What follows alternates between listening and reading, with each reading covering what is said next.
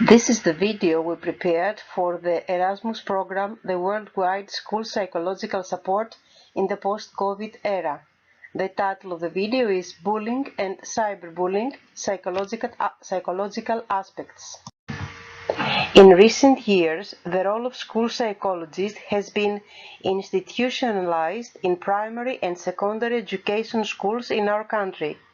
The psychologist is appointed together with the social worker in the primary and secondary school of special and general education, and in collaboration with the school teachers, they try to deal with all the problems that arise in school life.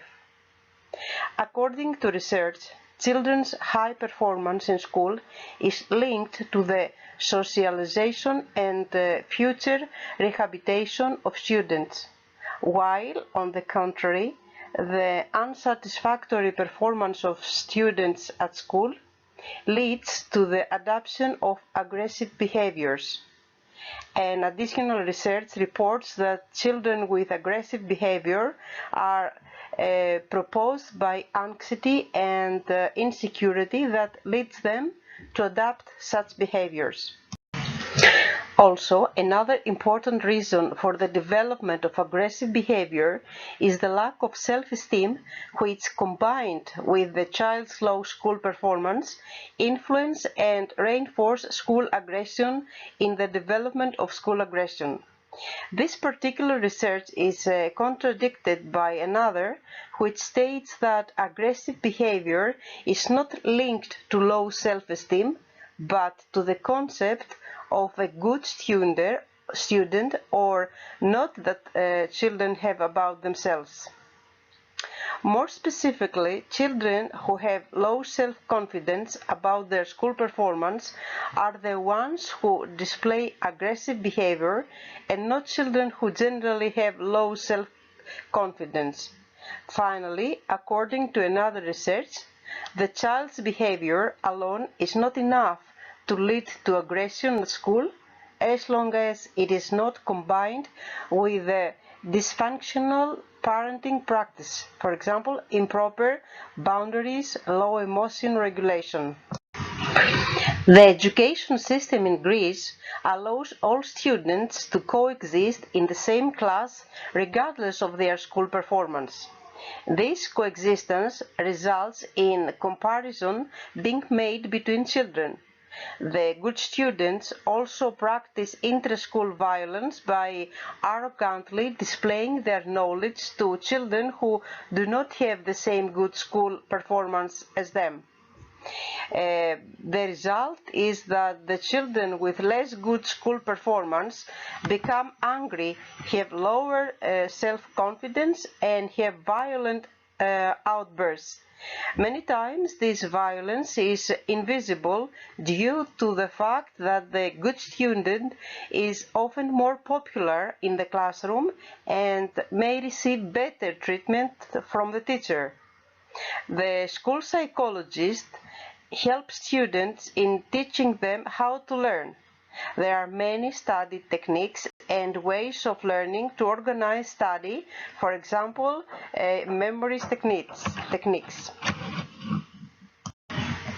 Daily school demands combined with lack of motivation strain children physically and emotionally. Positive stress is healthy even in small amounts and aims at the effectiveness of the child's school performance.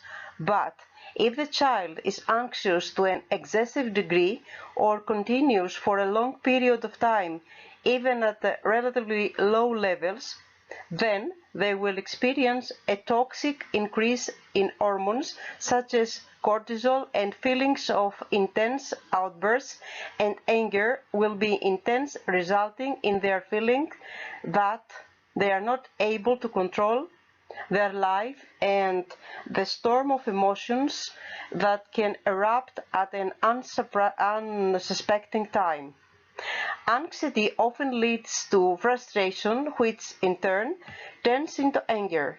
Children lash out either at themselves, at those who do not understand them, or at those who feel threatened by their presence.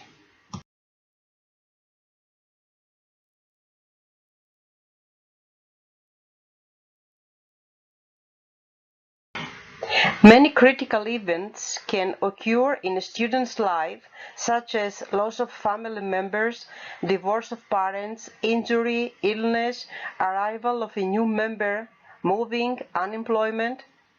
These events can cause stress reactions that can range from mild to pathological reactions and make it difficult for the student's psychological adjustment. Children who are victims of school violence show some kind of anxiety disorder and often have suicidal ideation. Their self-esteem plummets and negative thoughts dominate their minds. In the event that the psychologist observes intense anxiety in a child who receives or practices school bullying, he or her uses specific techniques aimed at identifying dysfunctional thoughts and deeper introspections to see where they come from. If we examine school bullying in the context of interpersonal relationships, we can formulate the following questions.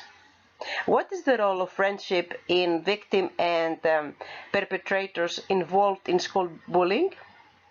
Do many friendships and social relationships protect victims? What is the role of social support both from the side of the victim and from the side of the abuser? What type of discipline do the parents of bullies practice? What kind of emotional relationships do the victims and perpetrators of school bullying create with close family members and especially with authority figures?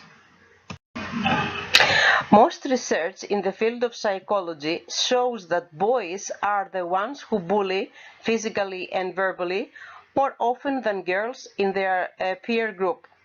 Boys bully more often by choosing more direct relation aggression, physical and verbal aggression, and less indirect relational aggression and behavioral aggression. Studies in different parts of Greece have shown the effect that children's friendship have on the occurrence of school bullying. Specifically, it was found that the degree of closeness that characterizes peer relationship has a positive effect on preventing the occurrence of school bullying phenomena as it reduces the rates of victimization.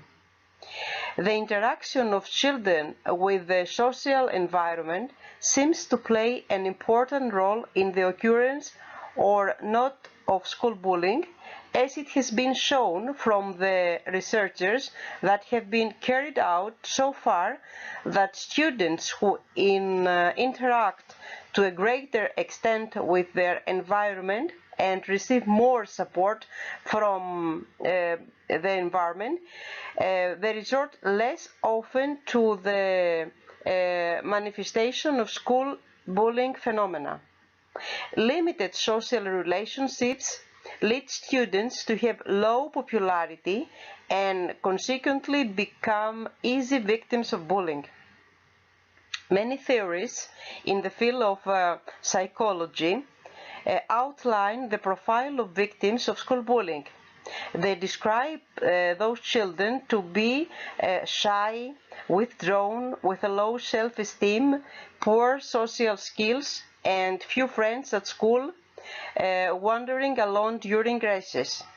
These students very often face psychological difficulties such as depression, anxiety, psychosomatic symptoms, anger, impulsivity, and low academic performance.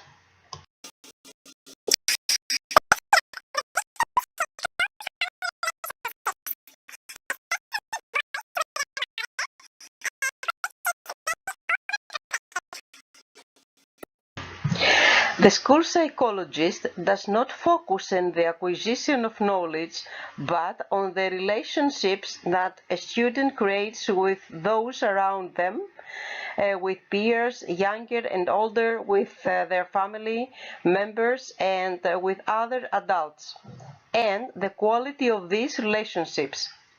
The school psychologist tries to investigate the nature of these social relationships and prevent the consolidation of dysfunctional and toxic behavior in the family environment plays an important role in the appearance and manifestation of a behavior. More specifically, the characteristics that the family has to its credit contribute to the emergence and maintenance of aggressive behavior. Parents who, following harsh boundary practices or show inconsistency in their tasks, push children to adopt specific forms of behavior. Link the child's aggressive behavior at school with the imposition of physical discipline at home. Another study on the same subject emphasized the mother's practice and how they are able to influence the child's aggressive behavior. The more supportive the family environment is, the less aggressive children become. In more detail, children who grow up in a supportive and pleasant environment without tensions and conflicts develop positive social behavior, while on the contrary, children who grow up in a family which abuses lives in a family, has a climate of rejection and underestimation. There is domestic violence, the prejudices and negative attitudes. There are no boundaries and no rules. The child, from being a victim in his or her own life, it becomes a bully. And then in this kind of family, if it grows up in this kind of family, develop aggressive behavior at school. The school psychologist does not focus on the acquisition of knowledge, but on the relationship that a student creates with those around him or her, with peers, younger and older, with his or her family members, and with other adults, and the quality of these relationships.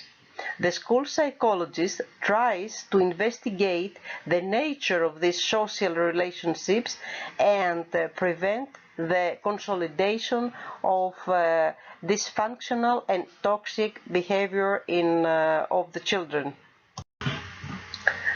Adolescence is a special development period which is characterized by many and varied changes. The teenager explores himself or herself and acquires a stable identity. He or she explores possible options on matters of religion, culture, philosophy, and ends up having his or her own beliefs.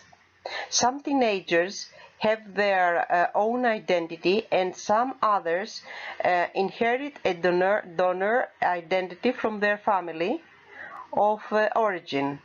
One of the issues that young people of this age must solve is sexual identity. They will have to decide which biological sex of person, male, female, or both sexes, they wish to have a romantic relationship with, and they will also have to decide what gender expression they would like to have, how they want to look outward, for example, what clothing they prefer to have as a man or a woman usually dresses. However, society treats both non-heterosexual sexual orientation and free gender expression as a different choice, and that is why teenagers easily become victims of school bullying. There are teenagers who believe that there is one view of reality, usually theirs, and they support it as correct, and have the unshakable belief that different way of thinking and acting in this world mean that one is right and the other one is wrong. The main role of school psychologists is to contribute to the acceptance of diversity in the student population as well as in the educational community, and to enable differences to no longer be contrast and conflict but composition.